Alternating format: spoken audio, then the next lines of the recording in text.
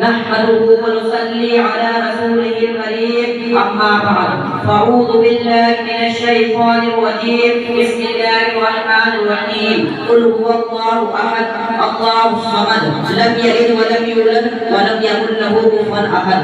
محترم اساتذہ اکرام اور میرے پیارے دوستو، آج کی اس انجمن میں میری تقریر کا عنوان ہے توحید. جب ہم کسی مشین کو دیکھتے ہیں تو کہتے ہیں اس کو کسی انسان نے بنایا ہے، یہ اپنے آپ نہیں بن گئی، حالانکہ ہم نے اس بنانے والے کو نہیں دیکھا. اسی طرح یہ چاند، یہ سورج، یہ ندیاں، یہ پہاڑ، یہ آسمان بھی کسی نے بنایا ہے، حالانکہ بنانے والا ہم کو دکھائی نہیں دے رہا. اسی بنانے والے کا نام اللہ ہے. کسی اسکول میں تو پرنسپل ہو تو اسکول کا نظام نہیں چل پاتا، پہلا کچھ حکم دے گا تو دوسرا اس کے خلاف کچھ اور حکم دے گا. اسی طرح کسی گاؤں کے دو پردھانوں کو گاؤں کا نظام نہیں چل پائے گا.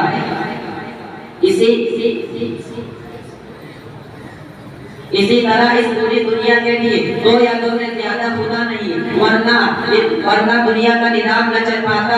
چاند، سورج، زمین، آسمان سب اپنے اپنے کاموں کو پابندی سے کر رہے ہیں. اس سے پتہ چل رہا ہے ان سب کا ایک ہی مالک ہے اور وہ اللہ رب العزت ہے.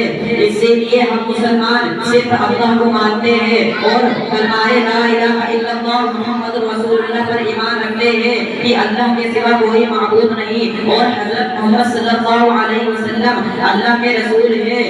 یعنی نفع نقصان پہنچانے والی اور کاموں کو بنانے اور بگاڑنے والی ذات صرف اللہ کی ہے. کسی بھی انسان یا دوسرے کا اس میں کوئی دخل نہیں. اللہ ہمیں اپنی طاقت و قدرت کی سمجھ عطا فرمائے. آمین. وآخر دعوانا ان الحمد للہ رب العالمین. السلام علیکم ورحمۃ اللہ وبرکاتہ.